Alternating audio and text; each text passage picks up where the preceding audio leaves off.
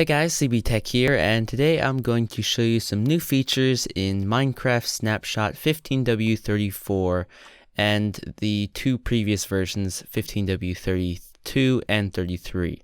So I'll be covering all that stuff in this video because there was not as much added in the last 2 weeks, so I decided to combine them. But since there are some different types of things, I will be splitting up this into two videos. The first video will be about all the normal stuff, and the second video will be about the new command blocks that were added. So in the description will be part 2 for that. So let's get started. We've got new shields, and this is what the shield looks like. And here's the crafting recipe right here. Iron with 3 planks. I think you can use any wood, and a different color wool depending on what color shield you want. So if we go into crafting table here, use 3 blue, some wood here, and an iron ingot, we get a blue shield. So we can right click to block with this, and here's what it looks like in F5 mode. Just a blue shield, and you can block with it. I can switch it around to my other hand, and we can actually change the design on these just like banners. So all I have to do is where is it in my inventory? You have to have a pre-made banner with the same background color for this to work. So I've got a blue shield and a blue banner with a design that I put on. So we put these both in your crafting table, and it will result in a blue, or the shield with the same design as the banner, but it won't use the banner in the crafting recipe.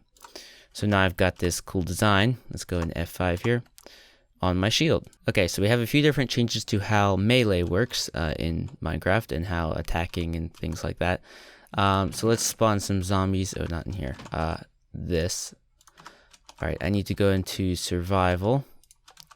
So let's spawn a few zombies. And you'll first notice that whenever they see you, their arms go up, and that's when they're trying to attack you. So I need to hit them. And you can see that might be a little hard to see with fire, but you can see that after I hit, my sword kind of floats back up after I swing. That's because it needs to recharge before you can actually hit. If you start spam clicking, it won't deal as much damage. It'll deal almost nothing to the zombie. And if I wait a little bit after I click for it to fully recharge, it will deal all the damage. So let me spawn one zombie. If I start spam clicking, it doesn't get hurt. It's getting hurt by the fire, but it takes a while for it to die. You can see how many swings it takes. Now I'm on fire still. If we spawn another one here, and I wait every time I swing for it to recharge, I killed it in 3 swings. So you can see how that works. And there's also a visual indicator for that. The crosshair. This is where it is, attack indicator, crosshair. You can see when I swing, it recharges up there near the crosshair. So you can see every time it recharges. If I spam, it doesn't fully recharge. There's also another way to do that. Hotbar down there on to the right of my hotbar. You can see the same indicator. It's just it looks a little bit different, and it's down there. And if you look at the little description of the item here, you can see that the diamond sword has an attack speed of 1.25, and like a diamond axe has 0.8. So that takes longer to recharge. If I click here, it takes longer than the sword does. So it just takes a little bit more time for it to recharge before I can use full damage on that swing. There's also a change with how armor works. If I put this leather tunic on, you can see down here that I have 1.5 armor bars.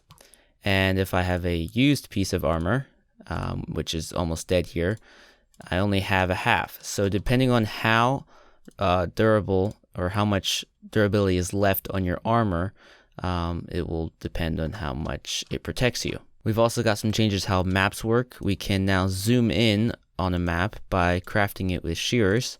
Or first I should show you what it looks like. Here's what the map looks like now. And if I put it into a crafting table with a pair of shears and pull it out, it uses 1 durability on the shears.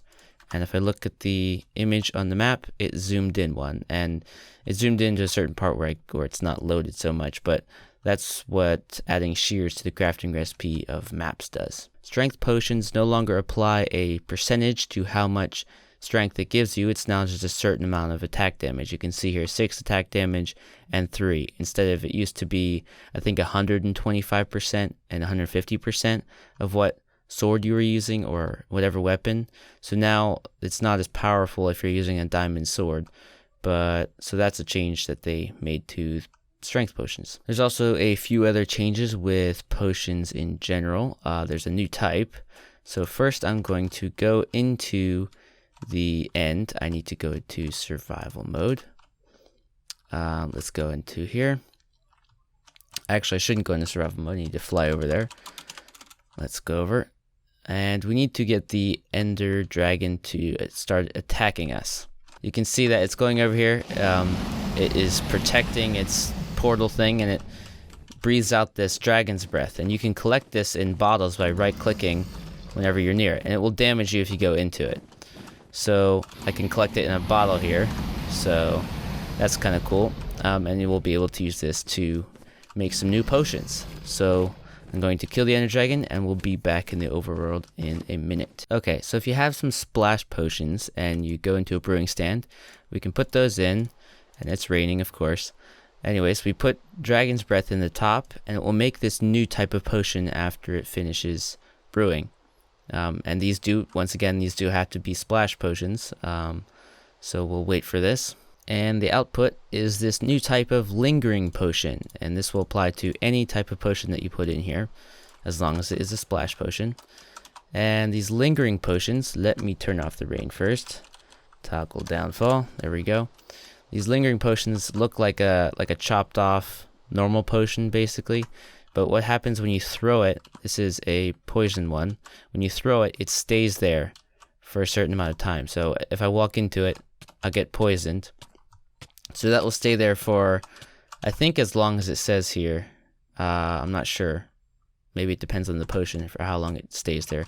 But anyways, it'll just stay there after you throw it. Here's an instant health, and this one will just keep applying instant health to whoever is standing in this little cloud of particles and stuff. So that is all that I can think of that has been added into this new snapshot. At least for this video. Part 2 will be in the description if you want to check that out.